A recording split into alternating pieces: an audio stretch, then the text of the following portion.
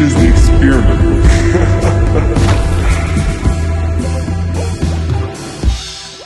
Today's guest hails from New Jersey, but has since made his way to Los Angeles, California. He's a musician, producer, animator, and artist extraordinaire. Please welcome today's guest, my friend, ExoticRaccoon. Welcome, welcome, welcome. Extraordinaire, eh? Yeah, I got that from a buddy. He had some good ideas. Got that from me. What's going on? Welcome. Nothing. Thank you for having me. This is so sick. I love the new setup. Thank you.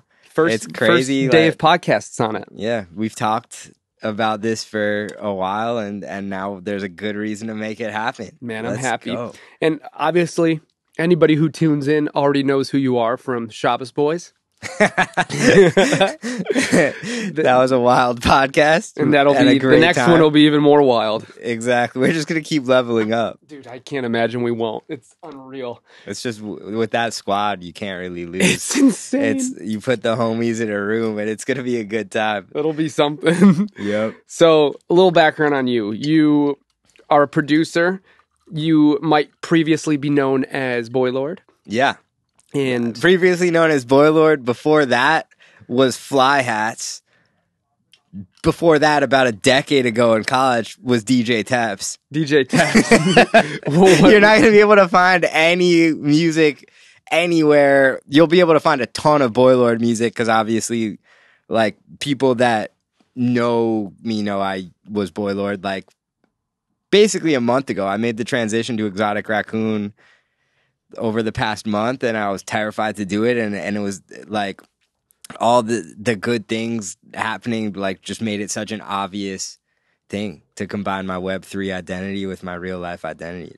Absolutely. It never felt more right. What was kind of the impetus when you realized it was time to make that transition? Man, so I finished all of this music. Boy Lord, honestly, I never was obsessed with the name. It was always kind of something that when I told people my name, like on paper, I feel like it sounded badass. And like the way I saw it in my head was really cool. But like something about the name just made me cringe a little. And then I wrote all this music. You know, I was Boy Lord the past 5-6 years. I did what I did. I kind of took the past like 2 years was like reevaluating life and things, and after I got married, I wrote all this incredible music, and I was like, what do I do with it? And for the past like year and a half, I was also heavily in the Web3 space and using the name ExoticRaccoon and hustling. Basically, at first, it was like one raccoon at a time, and then it kind of spiraled into this bigger thing. But all these things is like me coming, like essentially like coming of age in terms of like finding this artistic style that I thought was really sick, musically, visually, all at once. And then I like decided to just kind of combine it all into the ExoticRaccoon hub. Like I didn't want to release the music as Boy Lord. I had sort of a Web3 brand building and then started using the music and the animation. So it kind of made it a no-brainer. I just rambled a lot. No, that's why we're here. You're on a podcast. Yeah, I guess I'm here and to you talk are about the guest. myself. That's the whole point. Wait, I'm the guest on a podcast? I know. This is pretty cool. crazy? Let's fucking go. But you're here also so often just as a friend. So exactly. Yeah. But you're one of the most interesting artists I know because you're so nonchalant about huge like successes. You would be like, hey, like made a new song. Most people are like, listen to this. You're like, yo, made a new song. And I listen to them like, holy fuck. Like this, Thank you, the way you say it is like, hey, learning how to make music, made a new song. And then I listen to him like, this is like top quality music. And then you're like, yo, they kind of learned how to animate. And you show me, I'm like, holy fuck. It's unbelievable. And there's something to be said about that. People who spend their time talking don't spend their time doing. And I've had that problem so many times. Have you always kind of felt just comfortable in the fact that you know what you're making, you know you're proud of it, and it's just like work. To be fair, in the past when I was more like insecure about what I was doing, I would talk everyone's ear off 24/7 about what I was doing. Now that I actually genuinely love and wholeheartedly stand behind Exotic Raccoon, what it is, what I'm doing, who I am as a person. You know, like I feel like just from the second I got married and my identity just really just became this confident like man.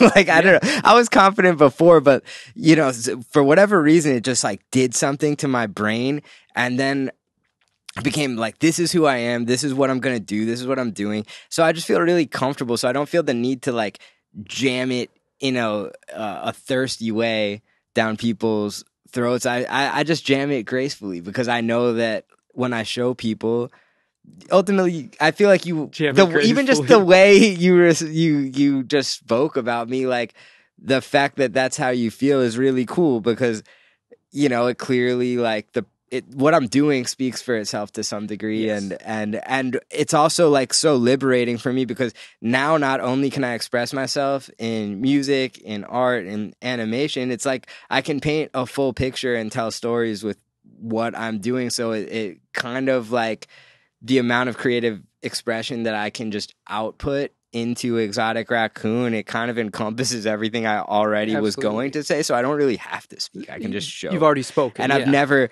until I started animating, I've always had to talk about what it is, blah, blah, blah. Now that I do animations, you see it. And it's not as subjective as listening to a song and being like, I like this song or not. It's like a good animation can also make a great song greater. So I love like learning how to do this was the greatest thing I've ever like decided to do. What did it feel like? I mean, at our ages, it's very rare you get to be new at something that you're obsessed with and have that like childlike mentality to just go and learn and like, yeah, I'd love to talk to you, but I got to go do this. Like there's something about that is so liberating and so honest and so weird when you haven't been new at something in so long. What was that feeling like? Because that had to feel really good. To be fair, I was in this super explorational. Is explorational a word? Now it is. Yeah, whatever. I was in this phase of my life where, you know, before, like I got married in August. Before the wedding, I was like, you know what, like, it's time to figure my life out. I became a licensed mortgage banker in 5 different states and put a suit on every day for about 2 weeks before I decided that I'm a creative person and that just wasn't going to work. But it was cool because I taught my brain that it could still think mathematically. You know, like I was in the trenches doing music for like 8 years in Los Angeles, sometimes glamorously, sometimes not. Like people that know me know like my beginnings and where it went. And then like the past couple of years were just weird. So I was exploring a lot of different things. And then I got this terrible job and I was cold calling people all day and getting cursed out of the phone for 2 weeks. I mean, it's not like I remember you calling me sacrificed like, my whole life. But I remember you calling me and be like, I got a new job. And then calling me a week later and be like, no. Yeah, no. It was 4th of July weekend, and I think I vented to like every single human being that ever existed at Kobe's party about how I didn't know if it was for me and blah, blah, blah. And then after the weekend, and it was a long weekend, I just was like, yeah, it's not for me. I'm a creative person. I'm giving it a freaking whirl. So then, you know, my wedding was just such a pivotal moment in my life because that happened. And I just felt so free. And I was like, now it's time to figure out how I'm going to do what I love, turn it into a thing. The one way to do that, learn more skills. Yeah. So it's like, I'm already making art, good at drawing, music, obviously been doing that for a very long time. Figured out how to sing, which honestly, Danny Shyman before the wedding. So I played at the wedding, What a Wonderful World by Louis Armstrong. So I played that for my wife and my friend Danny, who's Danny Shyman, an incredible, amazing producer. I think he's been on here like 3 or 4 times. Oh, that's wild. Yeah, so you guys already know. Absolutely incredible. And he said when I came in and told him what key I wanted to play the song in, he was like, no, you're trying too hard. He's like, just sing chill. Like, do what's easy for you. That note, practicing this song for my wedding, changed my whole life in how I sang. Because I was always everything stems from like a security or insecurity. And I was always so insecure about my voice that like I was trying to scream on songs. So because it was like a thing that I could kind of hide my actual voice. But then, you know, real security is not overdoing it. Kind of like what we were just talking about. Yeah. It's like, if you're confident, you don't need to talk about things so much. Like Absolutely. it just kind of shows itself. So with singing, I didn't need to be screaming. I could just sing really soft and effortlessly, and it creates this whole vibe. So I was going through a lot, and I just wanted to create this like kind of chanty, vibey music, and Danny's vocal note for me just resonated. And the second I got married, I started writing all this music, and like 2 months later, I had a ton of songs, was producing like some of the best music ever, just like on my home desk with my guitar, a bass, and then like 10 years of Ableton experience. Yeah. And I was able to just make this whole project. Well, It was so cool. there's really something about growing up also where you start to grab all the experiences that were so pivotal and start really using them and understanding this lesson was so important. This one wasn't. This one was, this one wasn't. You grab all these different resources and you build the profile of who you are. And the goal is to have that change as often as possible. Like people are like, oh, I don't want to change myself. But if you were the same person you were 5 years ago, that's pretty sad. That means that you haven't got new life experiences and you haven't tried new things. You haven't put yourself in uncomfortable positions to grow. Yeah. Which is the only way to be successful. And how depressing is it when you see that person that you know can be super successful that's doing the same shit they were doing 5 years ago? And I was like, I don't want to be that dude that didn't make it happen. Yeah. That everyone was like, oh, you were so good, you were so talented, this and that. And I was like, that's not going to be who I am. And when I got my job, and my friend June Freedom, like I did a couple of songs on his album. And I was driving to work, and he released his album when I had just started work. And I was driving to work in my suit at like 6 in the morning or whatever.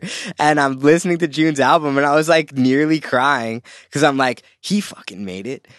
This dude went from like 20,000 monthly listeners to like 1.4 million monthly listeners, like since his album came out. Like, shout out June. Absolutely blew up. He's older than me. His work ethic, incredible. And he's been going at it for a decade. And I was like, man, like, fuck. Like, and yet I'm here, like, copping out and doing something because it's comfortable and because I know where my next money is coming from. And everyone needs money. You got to do what you got to do.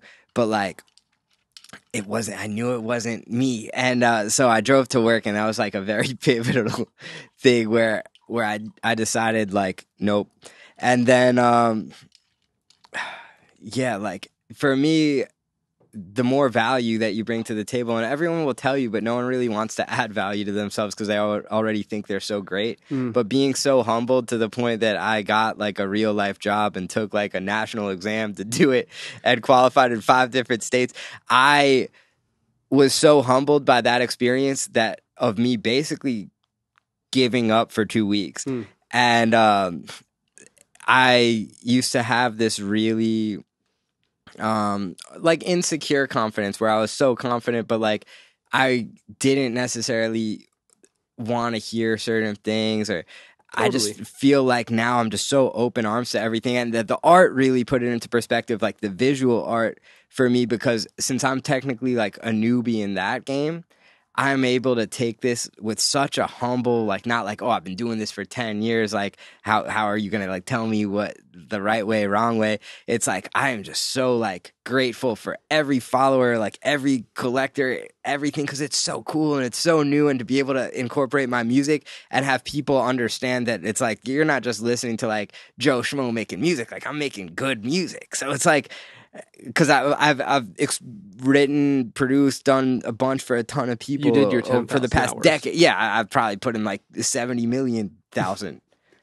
It's my favorite number. That's my lucky number. The Lord's favorite number. But yeah, no, it's just fuck, man. It's just crazy to be on a solo pod with my boy talking ExoticRaccoon right now. It's just nuts. Amazing. And proud's a weird word because I don't want it to ever feel like I'm punching down, because I'm obviously not. But like, I'm very proud of you because Thank you, man. I know the work you've put in. I know the type of person you are. This conversation is just a mirrored version of what we do no matter what. I've never been in a room with you without us sitting down and having an in-depth conversation where we laugh, where we cry. Not actually cry. I don't think we've cried together yet. That's okay though. Yet. We I'm will. just kidding. I hope not. We'll cry God one day. willing, we'll be okay. It'll be a Hopefully good cry. tears of happiness. Yeah, it'll be when you get your Grammy. I'm for it. But that's why I love this is I get to have on people that found stupid success, and I get to have on people that I believe will find stupid success. And I'm a really, really big fucking fan of you as a human, you as an artist, you as a producer, you as a singer, writer, all these things. And I knew you so well as a human and not as a producer at first, just because we met at Shabbat's where we don't share music. And that's the beautiful part about it, is we get the opportunity to meet each other in a way that the industry probably wouldn't allow in the first time. And I don't mean allow in a bad way. It's just when you go into a session, you're doing a job. You still have something to do. You still have an obligation. But when we get the opportunity to just sit and meet each other and I mean, I only knew you for so many months before I was invited to the wedding, and obviously my cousin's was the same day. It was craziness. Yeah, obviously you prioritize your cousin. You know what? I've known her for way too long not to. I'm just kidding. I understand. Shout out, Brooke.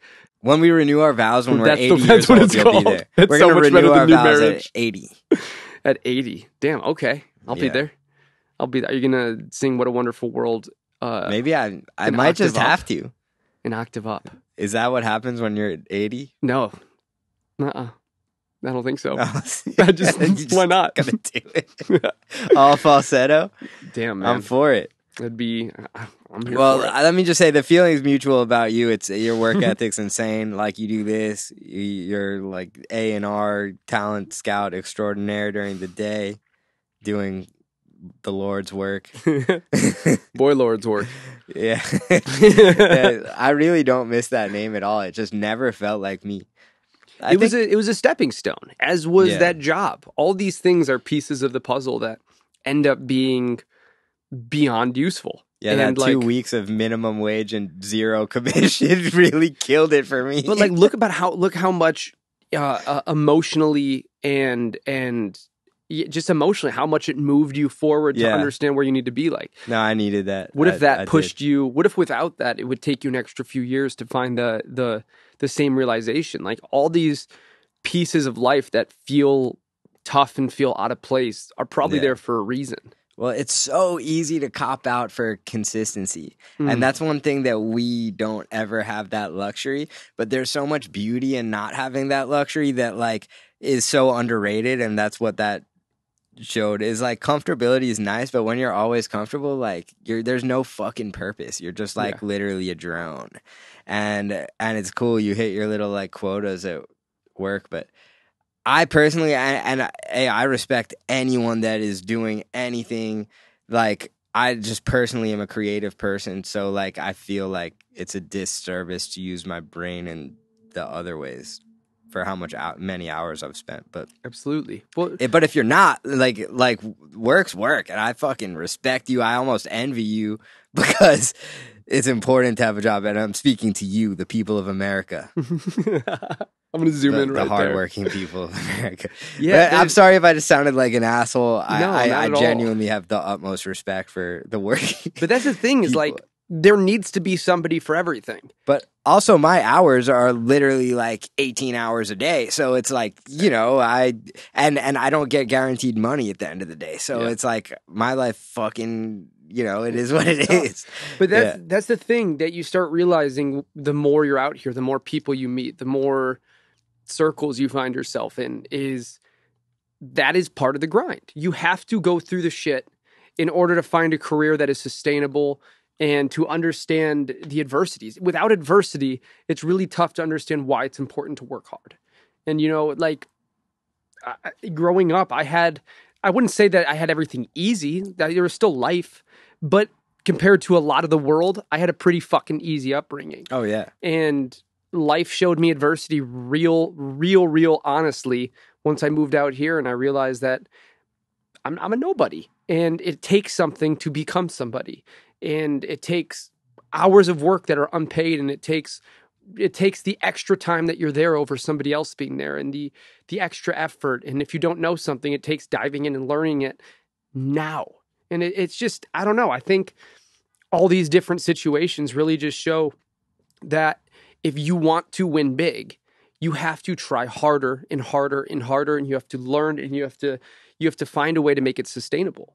Yeah. It's a really crazy fucking world that we live in, but it's possible. We're doing it. Win big, do big, man. Straight up. Like, if you don't, like, if your company is not valuing you, if you're not getting paid enough, learn a new skill. Increase that value. We have YouTube now. You don't have to go to college for 4 years to learn how to do this or that. You can just do it. And that's what's so cool is, like, at the click of a mouse, you can literally, like, enroll in anything, do it from your couch. But nobody's there to tell you to do it too, which brings in this other aspect of, like, you have to want it. You have to fucking want it so badly. You have to need it. And when you do, that difference is palpable. Yeah, palpable. Yeah. I would say need it, because no one wants, like if when I have a kid one day, I would never be like, hey, like, I really hope you get into the music industry. It's going to be so awesome for you, and you're going to have such an easy time.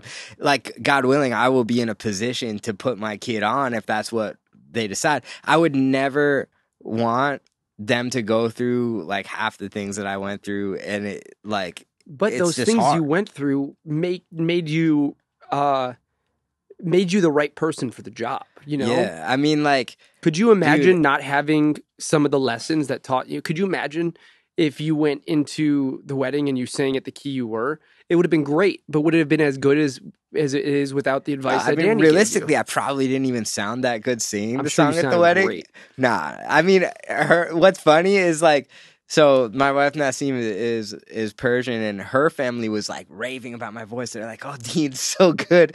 No one from my family said anything, like, said a single word. Her family loved it, and I wonder if it's because, like, they just didn't, like. I don't know. Yeah. I really don't know. But it's also, they just loved it. They and don't I wonder if it was, like, a cultural thing where it's just, like, I was willing to sing, so it meant a lot to them. Versus, I'm sure, like, that's a part my of family it. just grew up hearing me, like, sing horribly for, like, 10 years. Well, that's the thing. It's like, when you go back and you see your friends from growing up, they're like, wait, why are you wearing that? Why are you're doing what? That's not who you were. It's like, yeah, that's not who I was. Like, yeah, people grow, 15 fucking years ago. If I was the same person as I was 15 years ago, everyone would hate my guts now. I was crazy. It's also, it's like, what kind of person doesn't grow and learn and want to be a better, bigger, more adjusted human being than they were 15 years ago? Like, that's this game that we all live in, no matter what. If you don't do that, you will fall behind. You have to look at yourself and say, I did this wrong. I did this part wrong. I did this part right. Okay. Now I'm learning. Now I'm making the pivots that are necessary. The ebb and flow of all this shit is what makes you better than you were yesterday. Oh, is she having a nightmare? She's just dreaming. Yeah, she gets little nightmares. If you can't see, no, guy Luna's laying on the what are you on, a couch? You're on the couch. You're on a couch, a love seat. Can't speak today. Per se. So tell us a little bit more about ExoticRaccoon and the sort of reaction the world's had to you showing them all this. Oh my gosh. It just fills me with so much joy to, like, have a thing. Like, it's like a baby. It's so cool. Basically, like, so it started where I was experimenting heavily with just, like, AI. Like, I've always been very art savvy. I've been able to draw really well. Like, I do, like, cool little things with watercolored pencils all the time and stuff. But when I found AI, I was kind of like, whoa, this is cool. And, like, my Web3 name was ExoticRaccoon. So it was just natural for me to start, like, making raccoons. And I was, like, getting good at prompting and whatnot. And I was hustling, like, one raccoon at a time. I'd, like, make one, post it, sell it for, like, $10, and then on to the next raccoon. And that's the OG ExoticRaccoon collectibles collection. But as AI got more prominent, and I was like, how can I separate myself? And simultaneously, I was obviously always writing music, making music, because that's just what I do, like, in real life.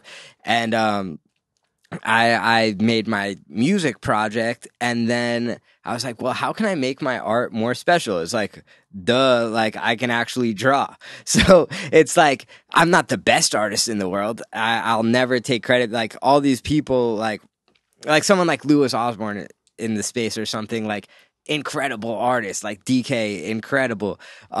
These people are so good. But for me, it's like I'm not the best artist, but I can use AI combined with my sketches and my drawings and see if I can create like a better me. So then I started mashing up some of the AI raccoons that I drew with like actual drawings that I did.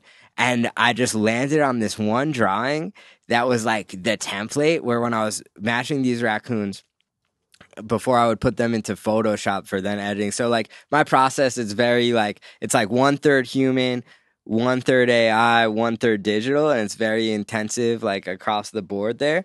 But so I just like I knew it. Like I sat down with my computer.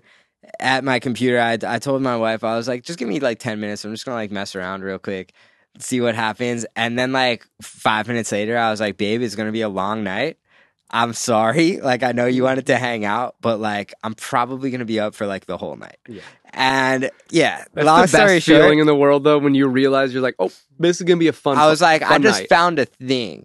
That thing is what turned into what Exotic Raccoon now is, and the Exotic Heroes project. Stayed up like the whole night, edited a trailer of what the first like draft of the project would be basically, and I posted it on Twitter the next day. I had about 250 followers, something like that. My brain says 260, but I'm gonna say 250. I like that number. Actually, I like 260 followers. Because I really like every one really mattered to me.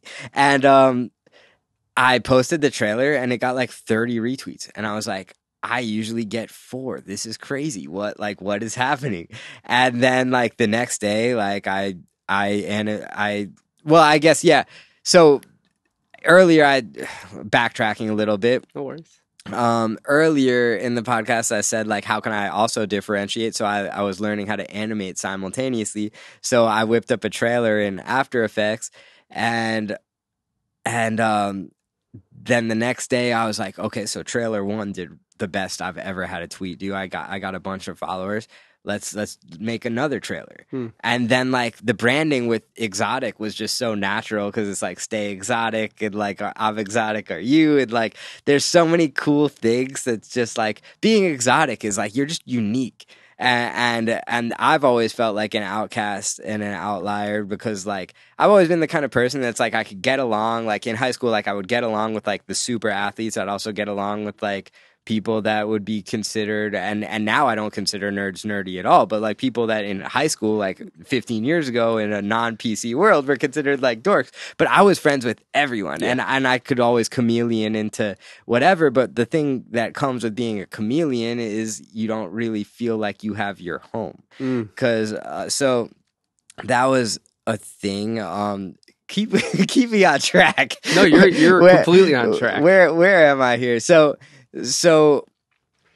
yeah, I'm like, how can I separate myself?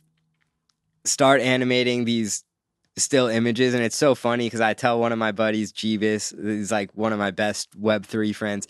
I tell him, I'm like, it's so weird that I used to sell just like a JPEG with no animation, because now I look at it and I'm like, there's so much potential in that. But the animation just creates that extra level of like personability that if you're just like doing, I don't know, it creates more of a story, because then all of a sudden you can incorporate music, and like the music paints the full picture, but like the animation's visual sound, because everything's so rhythmic that comes like, I had a knack for the animation because I know music software so well that a lot of things paralleled. So I was able to pick it up pretty quick.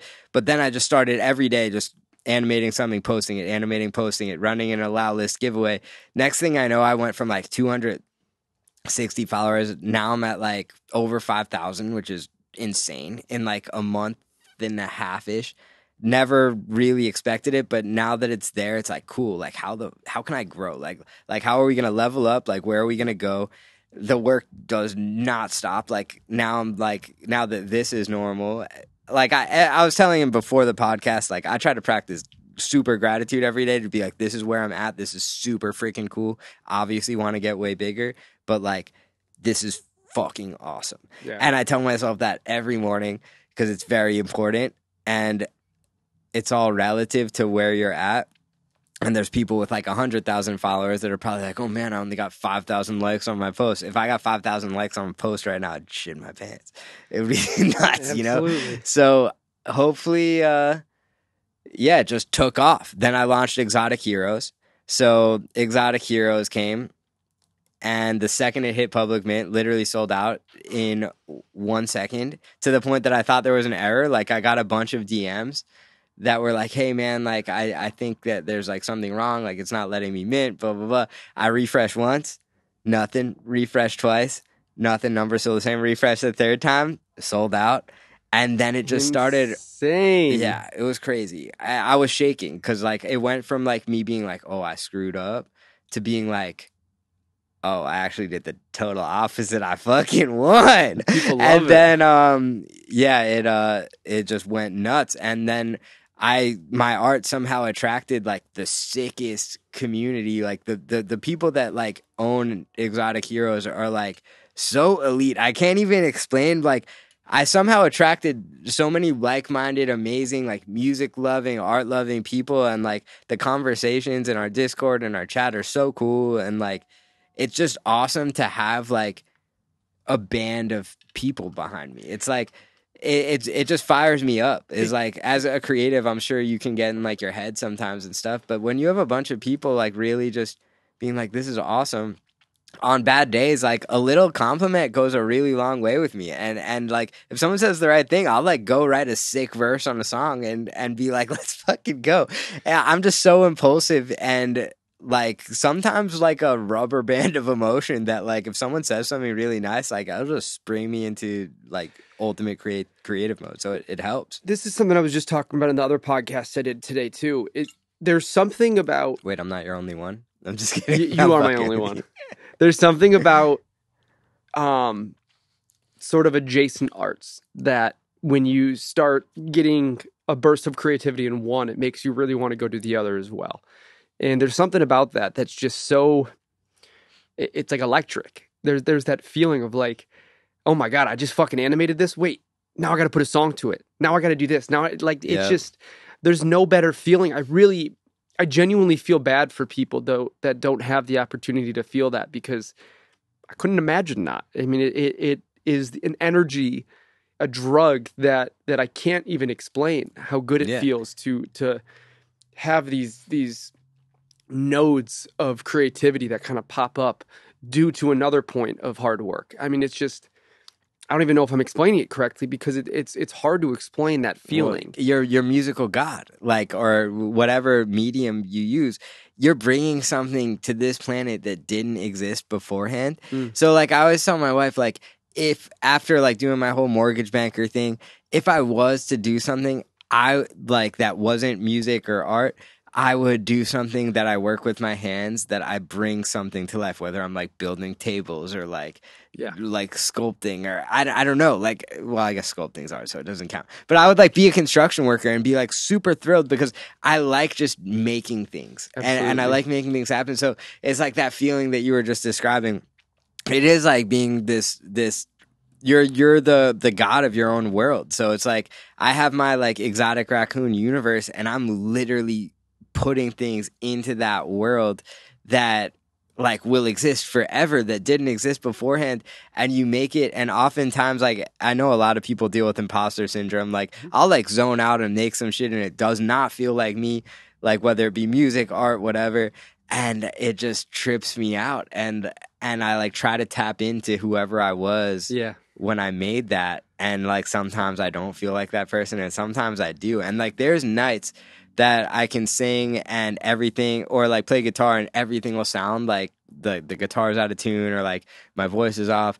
And then there's other nights where it's like, because I see music in like picture and color. What's that called? It's I forget. Like it's there's a name for it. Something. I don't know. Anything I said would be a lie. Anything I said would be a lie. Right I just made that up anyway.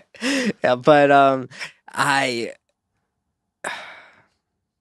what is with my brain? I keep forgetting mid-thought what I'm saying. I don't know if you're forgetting or I'm if you just just so have pumped 80 up. pathways. Yeah, I just have so many things to say. But that's kind of the point of it. It's like when you're hungry for thought, when you're hungry for creation, when you're hungry for movement, it's hard to stray away from it. Like that's kind of the beauty of it. Now I know where we are. So Let's hear it. thank you for triggering me in the best way. You got it.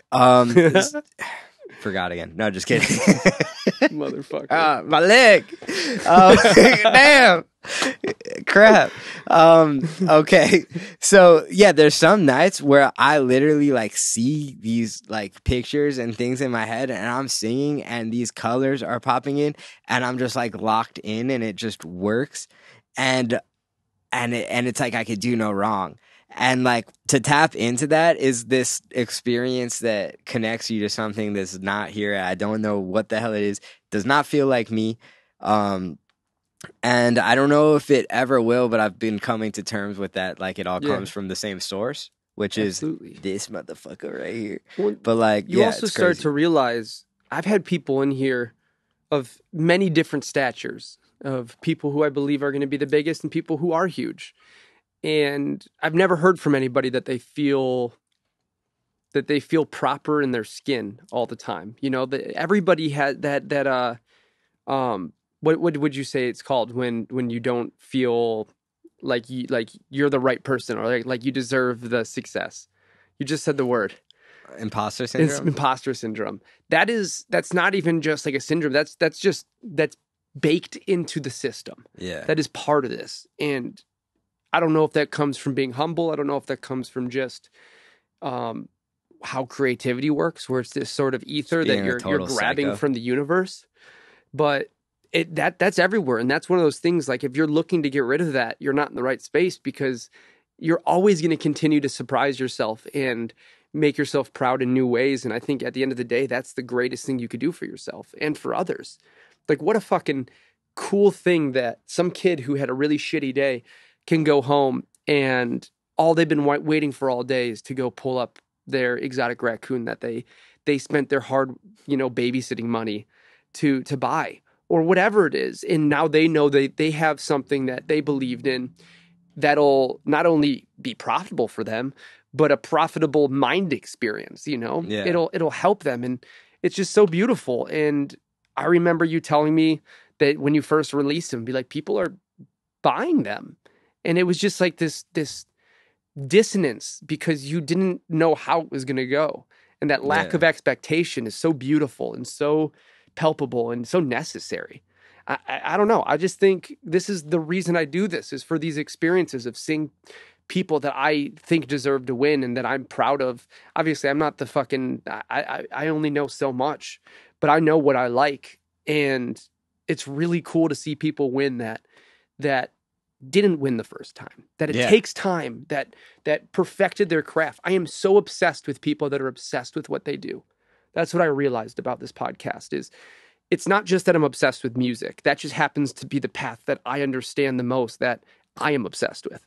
But seeing people who only need to put 10 hours of work in and they put 15 or 18 or 20, to me, that is this life experience that we're on. That is the point of this, is to find something that you forget that time goes by, that you forget that you were ever not good at it and new at it.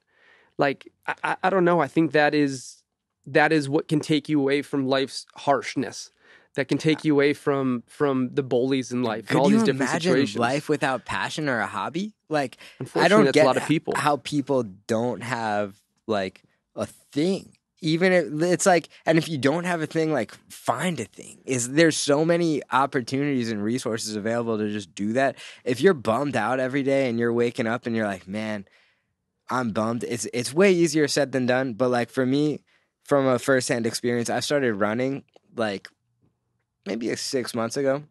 It sucked in the beginning. I didn't want to do it. I hated it.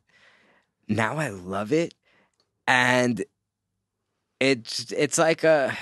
We were talking about this last time you were here. Yeah, it's just this amazing thing that like things are hard, and to get yourself out of a depression, which I do have tendency, like in the past, like I've been there, I've been back, you know, like, Absolutely. and I'm a super happy, smiley dude, but I go through shit, and you know, it's hard to do shit that feels hard to do. But if you force yourself to do it and you're able to form a habit, even if it feels so challenging and so hard, if you can force yourself and look past it for 2 weeks and just get through that period, you will feel so much better. It's the first 2 weeks that suck.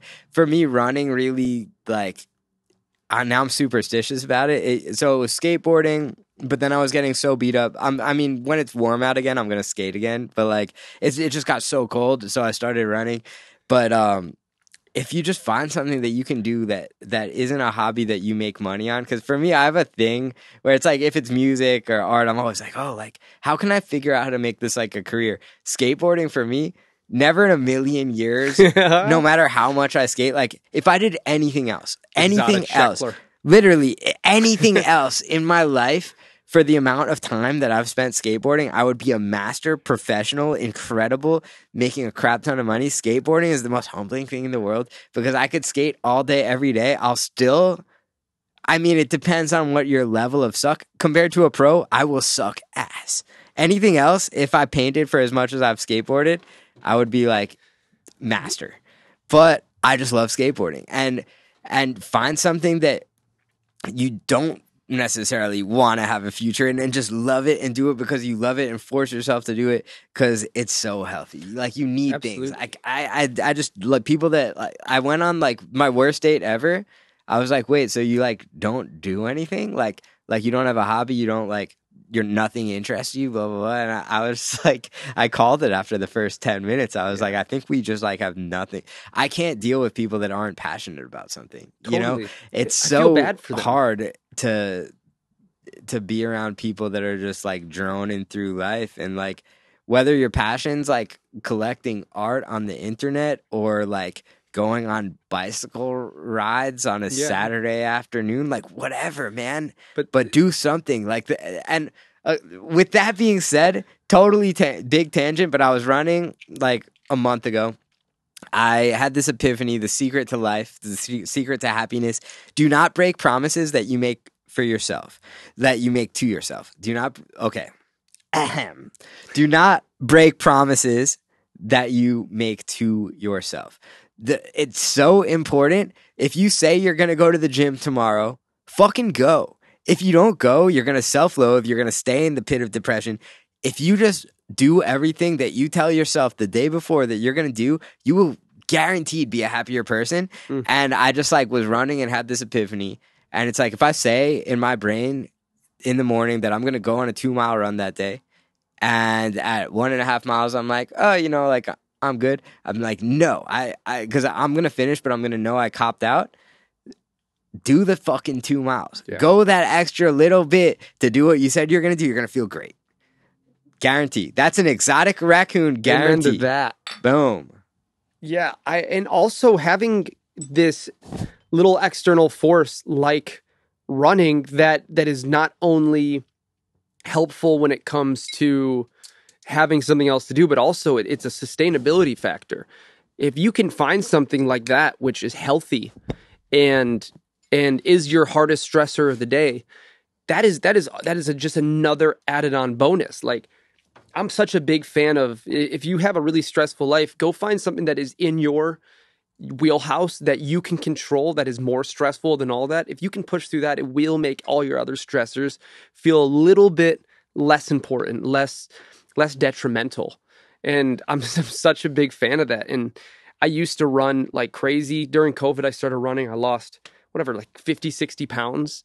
I was in the best shape of my life. My anxiety was gone. And I just kind of fell away from it. And I can feel it. And every day I wake up and I go, why did you not wake up just an hour early and go for that little run? You know you're going to feel better.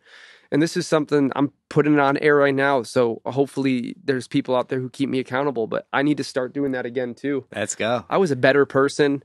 And maybe part of that is just finding people to run with and finding just different routes and going to see, if I want to go see a new place, why drive there when I can run there? What I will say, don't rely on other people for the exercise.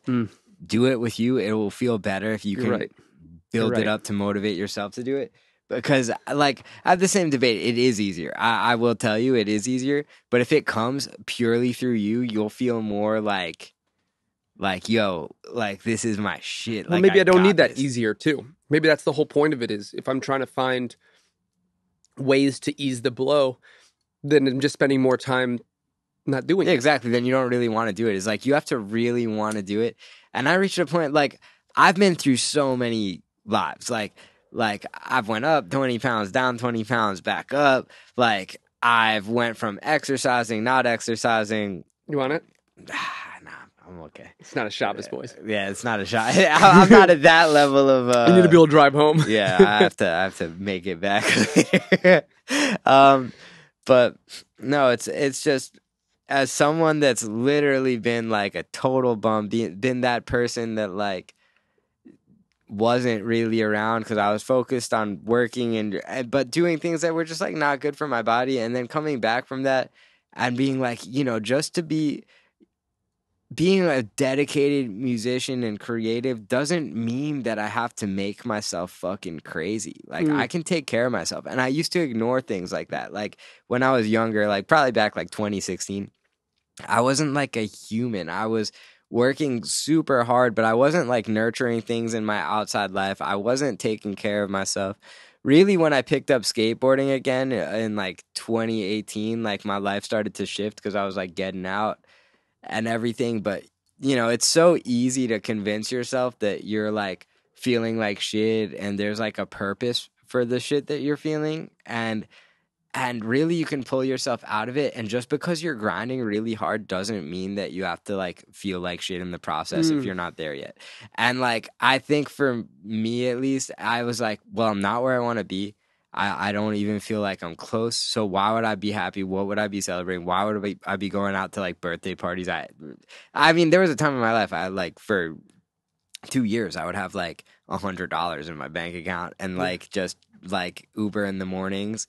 Where I lived in a closet, like an actual closet, for $200 a month, and I would like wake up, like Uber enough so I could like eat, do whatever, pay my $200 in rent, and then like I obviously like didn't pay for medical insurance. Totally. Like I was just like an uninsured like crazy motherfucker. But I like convinced myself that like I could just treat myself like shit because life was gonna get better.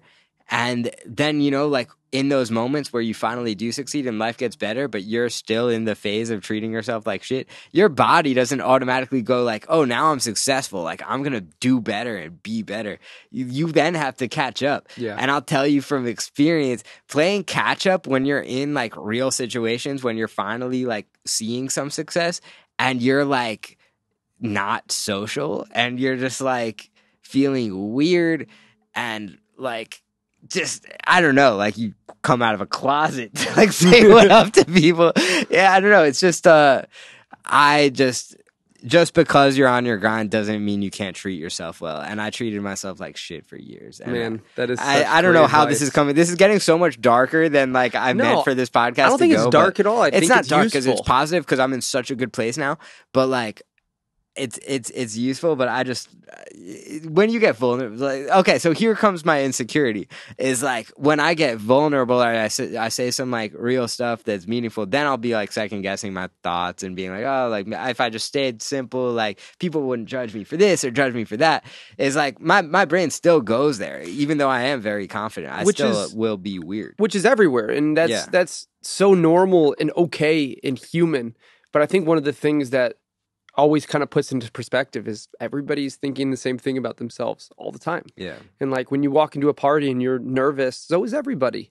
That's just, it makes it a lot easier. It's like, you get nervous when you go into Shabbat's on Friday Shabbat's night? the one thing that I don't because I know so it. Chill, dude. I have, it's so good. I know that if I see you or Mickey or Gotti or Danny or whoever it is or David, please come back, David, or any of these people, then there's this automatic of like, oh, okay. When Benny walks through the door, you can't feel anything but joy. Yeah, like there's something he's about these people that we have that I am more thankful for that community than anything else I've ever had in my life because it gave me purpose. It gave me family. I mean, I'm meeting the people that'll hold my kids and be at my wedding and love me I can't wait to I touch that baby. Besides you. Can't wait to give that baby a big hold.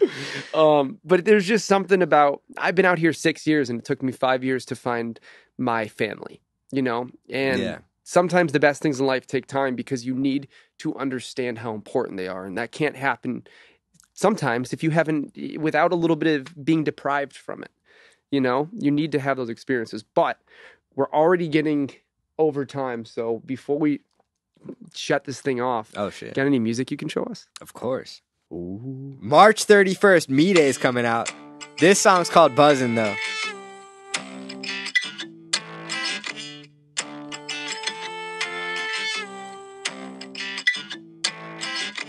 Falling too fast, we go light years. Wasn't so hard, I got high off you. Meet me at the sun and get hot here. I will be your stars if you'll be my moon. Pulling me so hard, gravity pulls me to you. Pulling me so hard, pulling me so hard. So you produced this, wrote it, and sang. Oh, yeah.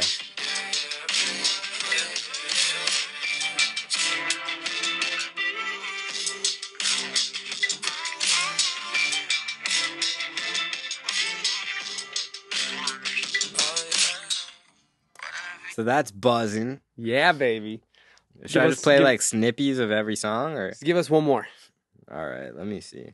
This song no one's heard yet. This is actually I can't blow my wad on this one yet. It's like it's like one of those like where you have your song that's like your favorite, but you know it's like not gonna be everyone else's favorite. But like I just personally like love that one song. But I'm gonna play a The song art that I part think of it. like this is a song coming out March 31st.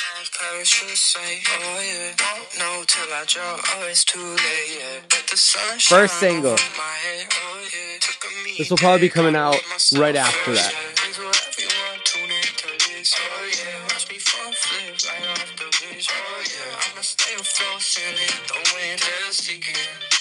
Just give me something to feel.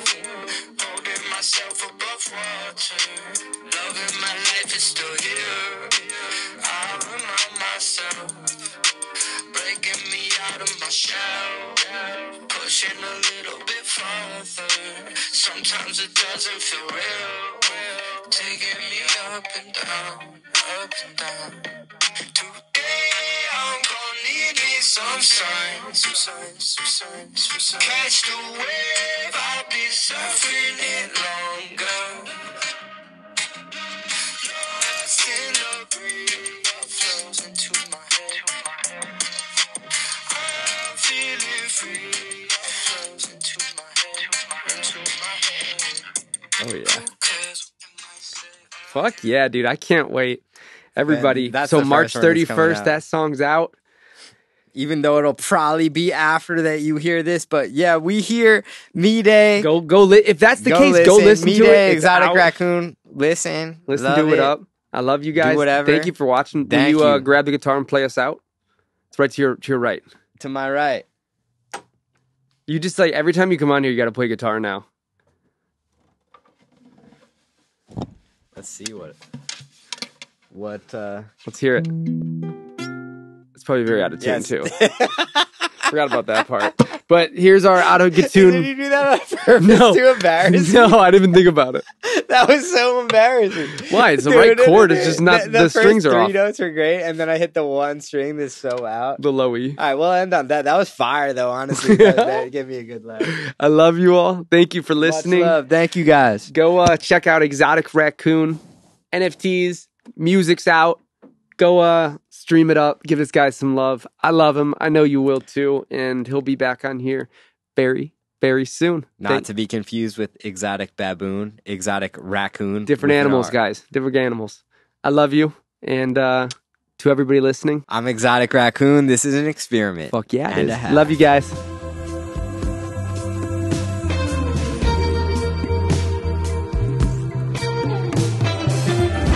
The experience is the experiment.